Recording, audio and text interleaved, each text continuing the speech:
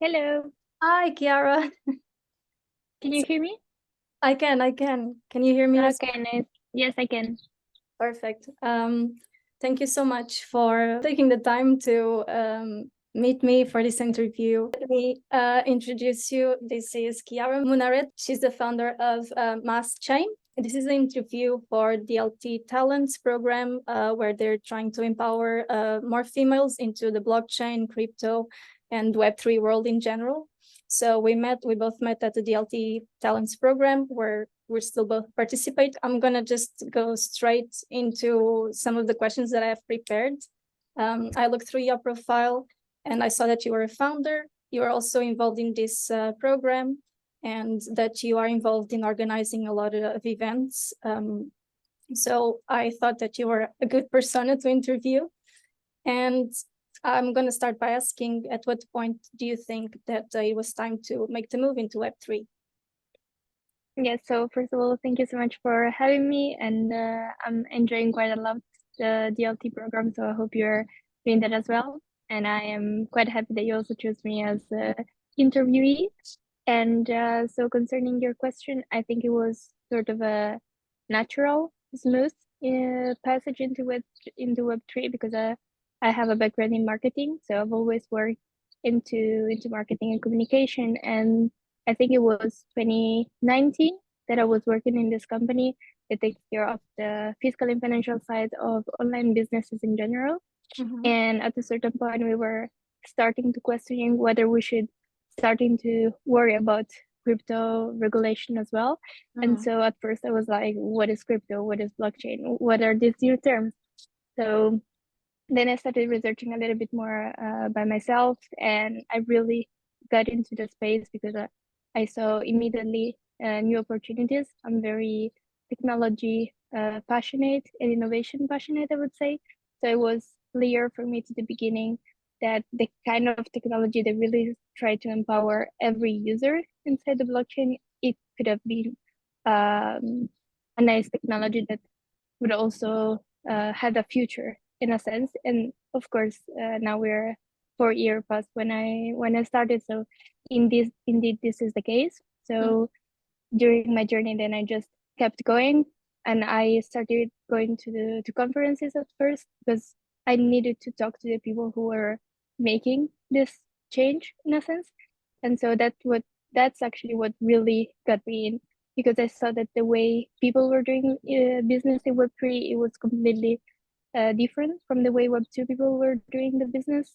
And I very much like the collaborative and innovative approach that Web3 people have compared to Web2. And just recently, 6 months ago, as you well said, I founded Maas-Chain, which is a community student association that really tries to empower university student in my current university in Maastricht. And we really try to bridge the Web2 and Web3 skill gap. So for people who want to work in the Web3 space, and on the other hand, just really explaining in easy terms everything concerning and going around Web3.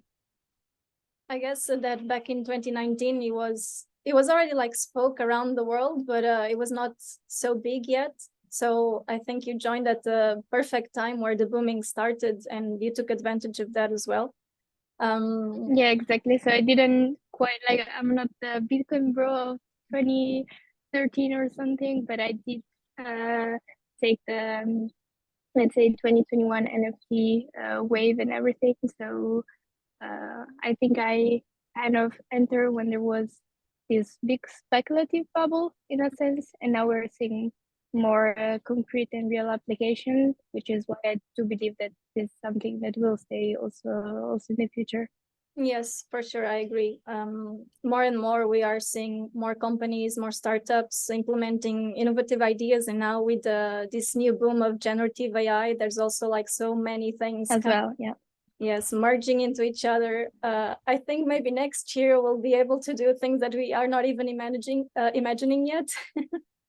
But it's Exactly. That's a little bit the pace. Yeah. It's Because exciting. I do feel that like every 2 to 6 months a new technology just comes in and gets adopted super easily. And that's what we've seen with ChatGPT as well. For example, like 1 year ago, there was just like very few people using it, and now it's like daily usage for I think a lot of people. So it may happen the same with some Web3 technologies as well. Definitely. And I think that programs like DLT Talents are really good because there's a lot of people interested and they don't know where to start to look and to learn more. So at least we already have this network of females, and most of my LinkedIn posts, they always get a lot of reactions from people from the group, which is great. So it's a great way to start, I think. My next question is, from your experience, and given that you were in marketing and now you're helping them to migrate from Web 2 to Web 3, what are some of the challenges that these brands face when they try to make the transition? Yeah, so I think that the first big issue is really education and awareness.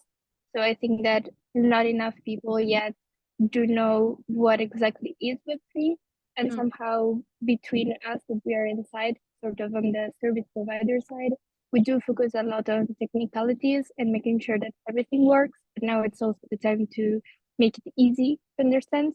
So work a lot on user experience as well, and in the way we design the technology. So I think that also the fact that there has been a lot of speculative ways, or just like press releases in which they were just focusing on what was the hype at the moment. I think from the general population, not a lot of people can detach the usage from some specific cases. For example, with crypto, for example, with NFTs. So when there has been the bubble of NFT art, for example, a lot of people just tend to relate the two terms, but actually it's just one application. And NFT just refers to the technology.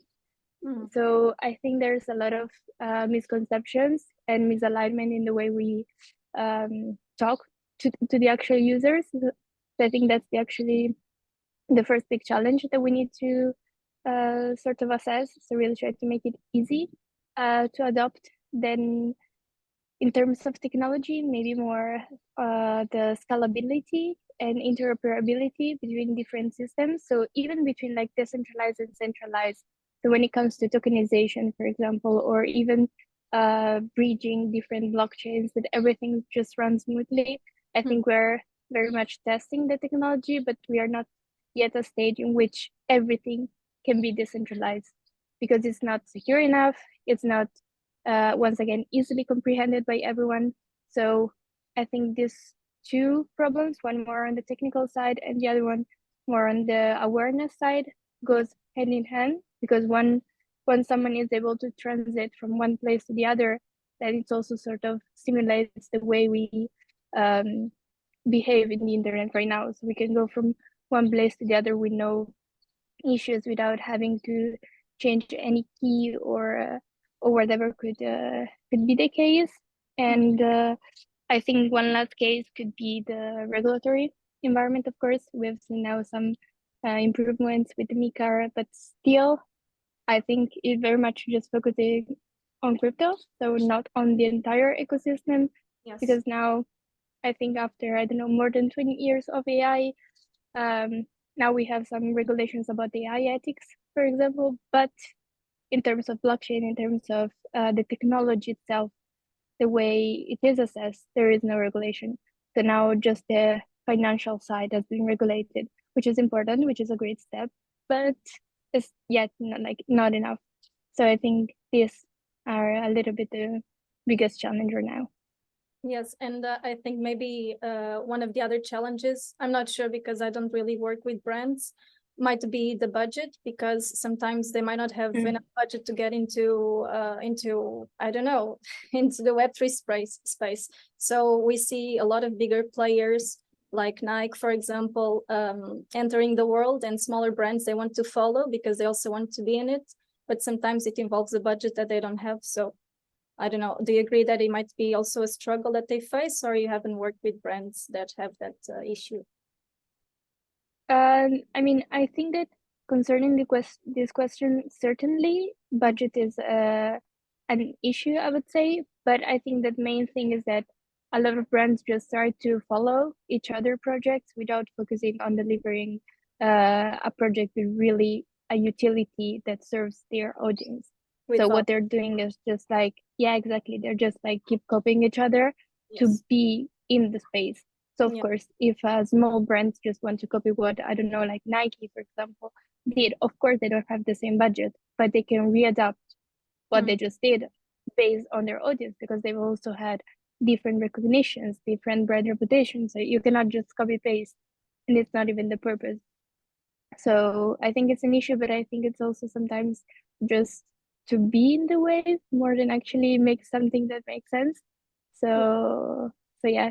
I guess that at the end of the day, when you're helping them with the marketing, that's what they care about, is to show the customers that they are in this world and they are cool as well. They're keeping up with the trends. So maybe that's more important in a way at this time for them. Yes, so moving on a little bit from marketing and your experience with brands and Web3, I saw that you organize some events. I think recently you had one. Could you just remind me the name, because I don't have it? Yeah, of course. It was the Dutch Blockchain Days. So it was one of the largest events that we do in the Netherlands. One was the Dutch Blockchain Days, and the other one was the Dutch Blockchain Week. So we mostly focused on the Netherlands. But for example, with this last one, we really went international. So we had speakers from really all over the world. That's amazing. When I saw a little bit of your posts, and I don't know, I just sometimes I never organized anything, and it was always something that I wanted to do. So could you maybe let me know or run me through how does it go to organize such a big event, you know, like the biggest, like you said, in the Netherlands? Yeah. So, well, first of all, you need a very great team. Like you need to have people who are really interested in, not just that they're doing this because they are paid, for example. So there needs to be passion and care about people and the outcome of the event, because we are really all like passionate and we are all really into the Web3 space. So we know how people think, we know how business, like corporates, for example, needs to be treated different from small businesses, from startups, from scale ups, and so on. So you also need to be aware of what's your target. So that's, I would say, the first thing. And also, like in terms of target, who you want to be sponsored by, what are the type of speakers. And so this further creates the sort of the atmosphere of the event. And I think that one of the greatest feedback that we receive is that we really managed to bring together high quality people. So speaker who really mattered. And in this sense, we sort of created this intimate event, even if we had 500 people, but still the way people could interact with each other was very smooth. And I think that really nailed our objective as well, because it was just easy for people to network and so on. Then, of course, one of the other biggest part of the event, like in organizing events, is the marketing and communication side. So the way you advertise your event, you need to be straight to the point and try to show as much content as possible. And when it comes to Web3, but also would say increasingly in Web2, what really matters is the like users or the speakers or the partners speaking of you and not vice versa. So of course it's important to announce everyone, but if they are talking about you, then it's more reliable.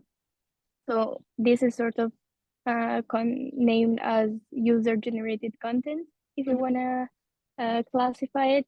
And I think that's what is really working, because in the sense you really create sort of a community and you see that people are all active. So it's not just one to many, but it's really like many to many. So they're all talking about it. And of course, then the more organizational side. So make sure you have a nice place that really also fits within your target. So if you have, I don't know, all C-level people from corporates, of course, you need to design the space in a way in which they feel comfortable. Well, if you're just having a small meetup, maybe a nice bar or something like that could be more suitable. So I think it all comes to what's your objective and to know very well your audience so they can get the message that you want to deliver. because if you want to deliver something, but then you have another type of audience, then the two things just don't match, and then the result is not positive.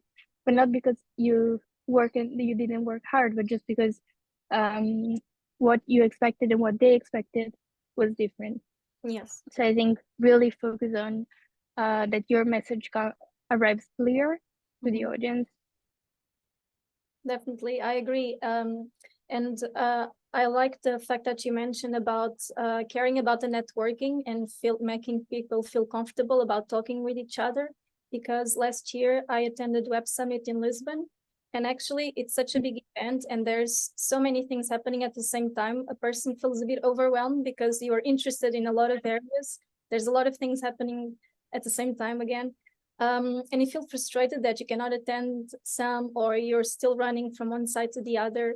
And at the end of the day, is an event with so many people, and you could network so much. But I didn't see an effort from their side to make those connections between people. Everyone, I would see a lot of people by themselves having lunch, or just running from one side to the other. Yeah, of course. So it's good to know that you had that in mind. And how long do you have to plan in advance for this type of events, for example?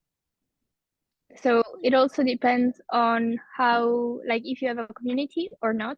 So if you have to start to build a community from scratch, then of course, I would say plan 1 year in advance would be the best.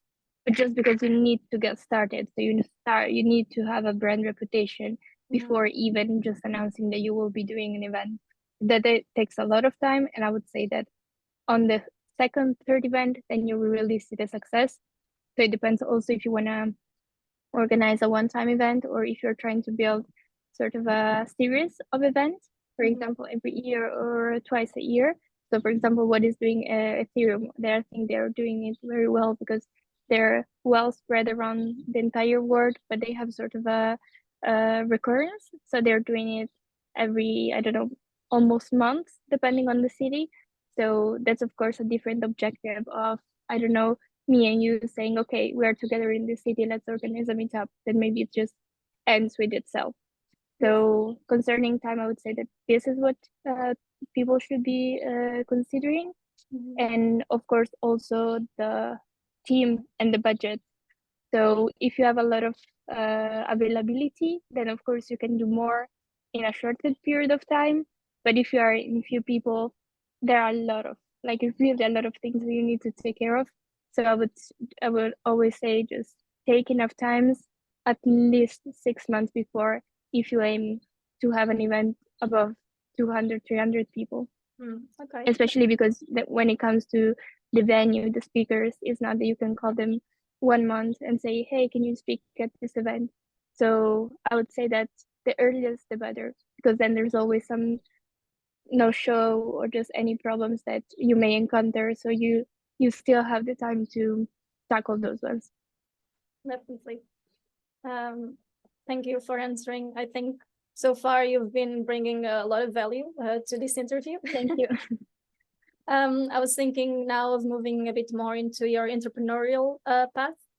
I saw that you've founded Maas-Chain, and you said that it was a year and a half ago. No, 2 years. No, this is just half year. So I founded it in February, so it's quite early. Yeah. Okay. Do you want to run me through like how it started, your idea, and maybe some of the challenges that you faced as a first-time entrepreneur? I'm assuming that it's your first company. Yeah, so I think I've always been kind of an entrepreneurial in the sense. So I had a lot of ideas. I always spoke on socials about different things, but I would say since 3 years, the focus has always been on technology. So first I was talking in about technology a little bit broader, then I focused on the Web3 space, but I've always had many ideas in mind. So like in December, since this is my last year of the bachelor's, I just submitted my thesis last week. I really noticed that while I was while I was growing, there was no association that was taking care of my interests, and I was seeing that the more I was like getting contact with university students, the more also other people were interested, but they didn't know where to go. So we founded the first association, and that just really came from a need, I would say, to really gather people together, because I always had to go to Barcelona, to Amsterdam, to Eindhoven sometimes to really meet people, to talk about these kind of things. So yeah, then I talked with a couple of people, and then we just get started with, we thought about the name, the branding, the structure of the team, and so on. And then we got a team of 14 people, so that was quite a lot. So my idea was really, since it's still like, I would say, an early stage sector, there weren't too many people, I would say, interested in just running the association, because of course I would say a certain kind of knowledge is needed in order to help people. So our team was spread all over Europe, but our focus was on the target of master university students. So then we did a couple of events, both in person and online, and we mostly delivered research reports. So we focus on crypto analysis, so how to get it started, but not from a financial advice perspective, but more on when you see the market, how do you understand if a coin is decentralized and to what extent it is decentralized? How do you understand certain kind of metrics, for example? And then we try to break down also more the technicalities. So when it comes to blockchain, what are the different types of layer? What do they need? What are the main projects? And we compared projects. While on the research side, we focus on the Web2 space.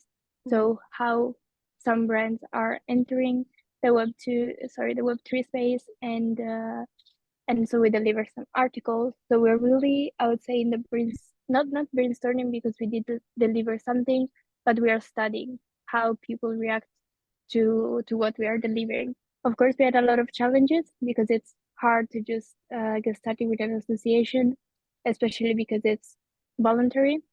So it's a completely no profit association. It's just to spread education in my city, I would say. So it's hard to keep people together, and also because they have to be moved just by interest in the sector, not by money, not by anything else, apart from networking and delivering good quality content. So yeah, that's a little bit how it has been so far. But I'm very happy of what we achieved, because I think we delivered enough content to say that we are active, but still there's a lot of things that can be improved. So at the moment, do you have a number of active people in your community? Not really, because we didn't manage to organize one last event. So I would say we could go around 100 between the ones that showed up at our first presentation event and the ones that just react to our post on LinkedIn and Instagram and so on. But I would say that next year I will really try to onboard more young people, because we're almost all third years. So in order to bring it forward, we do need some younger people who are also more active within the master spaces, because we will be all leaving masters. Yeah, I guess at some point. Yeah, exactly. Like you were saying, you said you finished your thesis last week. Yes. So congratulations. I guess. Thank you very much. Relief out of your shoulders. Yes, let's wait for the final grade though. But yes. I'm sure you'll do great, because I think you're a great person and you're super interested and involved and you take initiative. So people that are like that, like you, you'll always do well, I think. But I wish you all the best. Would you like to run me through your thesis? I think you talk a little bit about refi and DeFi, right? How do they work? Yeah, exactly. Yeah, so I started by analyzing financial structures, so traditional financial structures in line with traditional capitalism. I started from, like, I would say the 70s, when there has been also financialization of capitalism. So there was increased importance to finance, and this to a certain extent led to, sorry, It's okay. led to the creation of some fictitious assets. So then I present the solution, I would say, of regenerative capitalism, which talks about the way nature should be related to what we deliver. So, for example, now all we produce is not related to the resources that we have.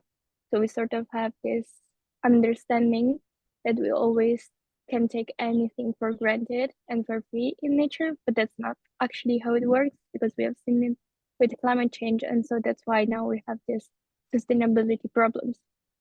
So we didn't think about this at the beginning before just starting increased production, but we are now working against the problem in trying to cope with it. While the overall, I would say, argument between in terms of capitalism is really that it's just not sustainable not to take care and treat differently human components, financial components, economic components, political components, and so on.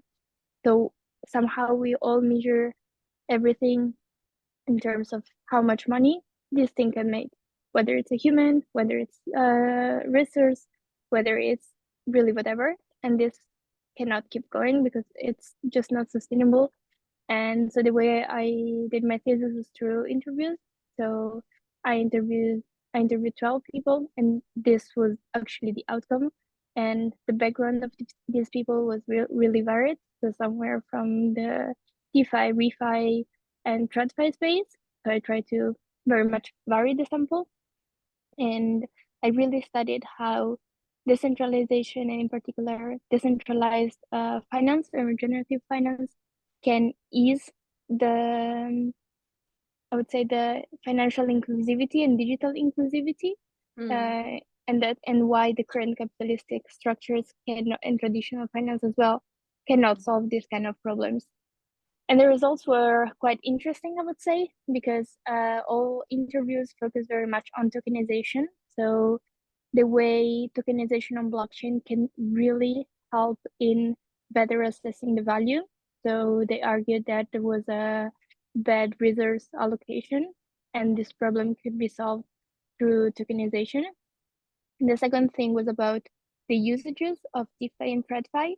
So no one said that DeFi will make TradFi go away. So they think that they will coexist in the future because they solve different problems.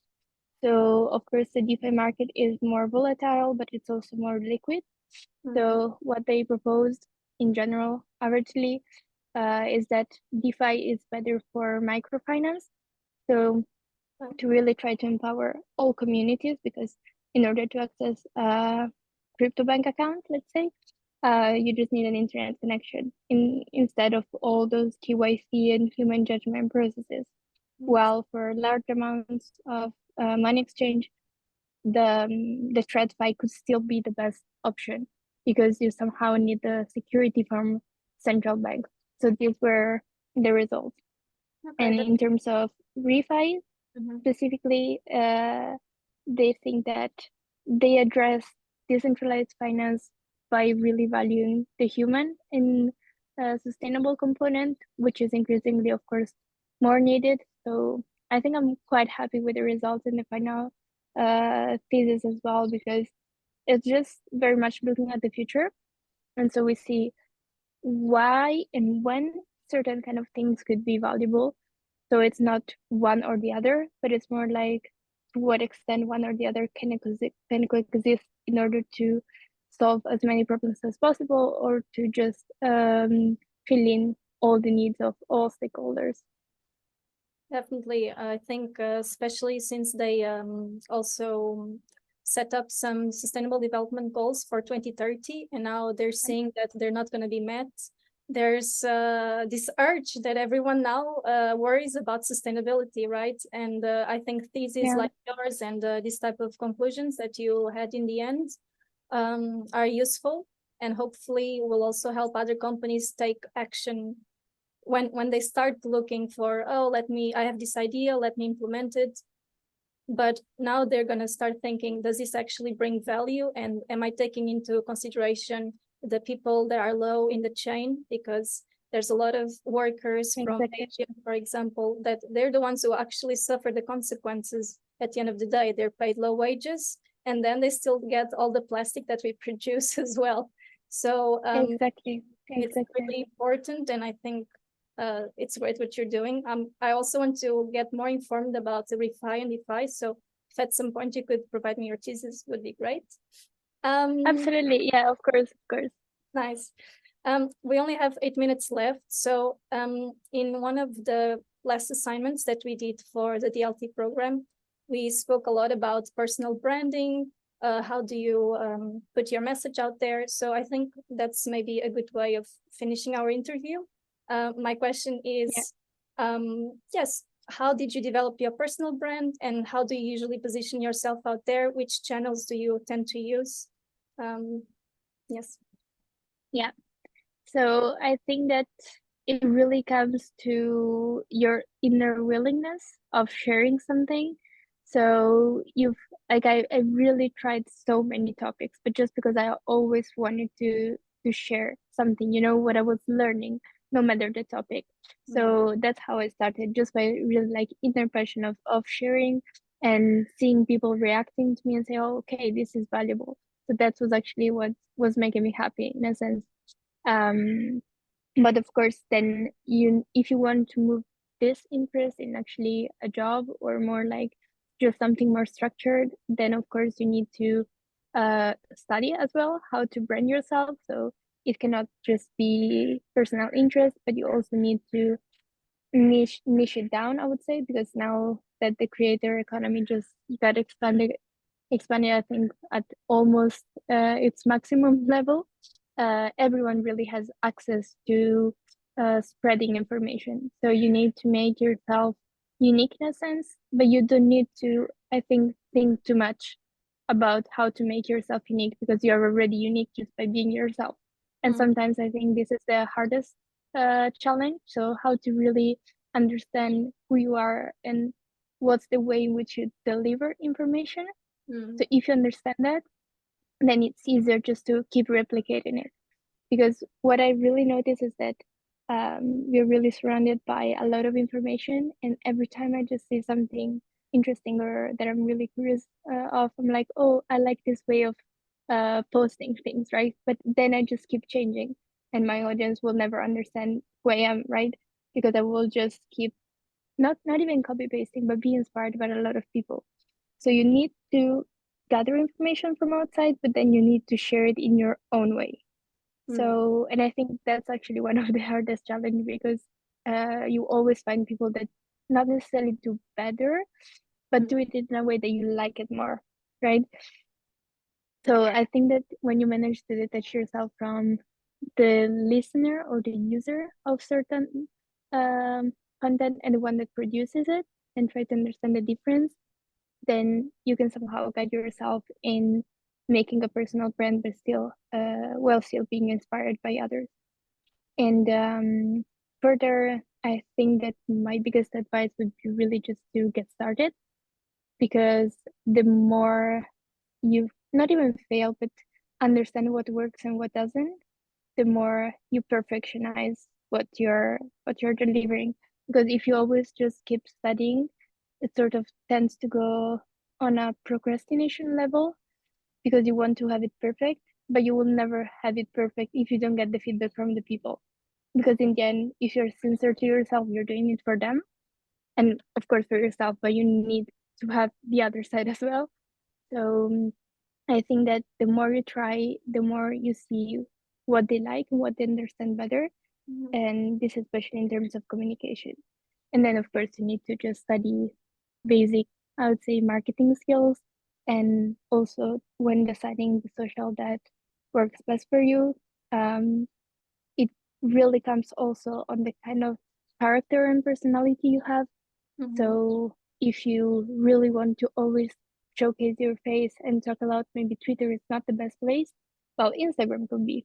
So I would say that there's really space for everyone, but there has to be a lot of self reflection first, and don't just follow the hype.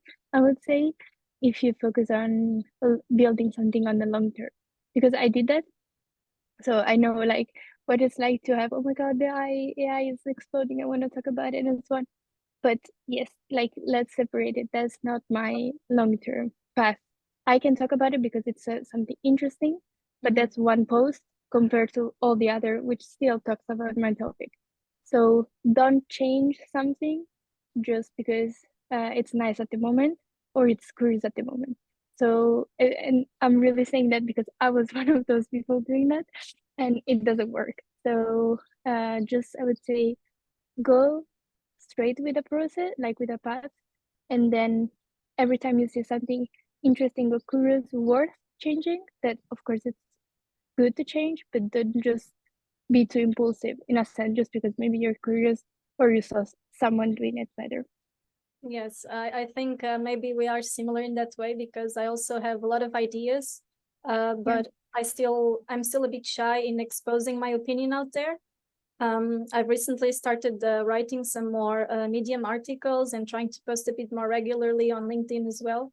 But I would like at some point to have my face a bit more out there, for example. That's why I was really trying to get this interview, because hopefully we'll get but in any case, I agree. I think it's a great advice what you're saying, because a lot of people sometimes they just go after the new shiny thing. But at the end of the day, you need to find what works for you, and also how do you get more interactions? How does the public communicate with you? And keep reiterating until you're perfecting, and But I think we're now getting to an end. Thank you very much. Thanks for joining, and I'll share this with you. I don't know if you have any other final words you'd like to say, or I don't know. Yeah, I would just say study the blockchain, study Web3, even if you are not passionate, you don't want to have anything to do with it, but it's just good to know that it's out there, because I think the companies will just keep increasing using them. So you need to be aware, need to be proactive, critical in what you have in front. So I will close it like this. Okay, perfect. Sounds good.